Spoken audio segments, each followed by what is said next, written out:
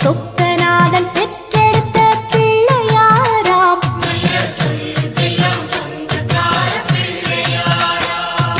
கைலாய மலையை விட்டு தெற்கே வந்தாராம். இந்த பிள்ளையாறு பட்டி கண்டு இருந்து விட்டாராம்.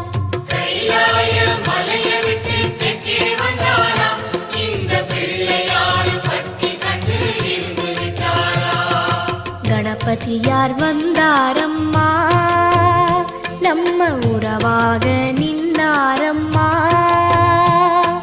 கணபதியார் வந்தாரம்மா, நம்ம உறவாக நின்னாரம்மா.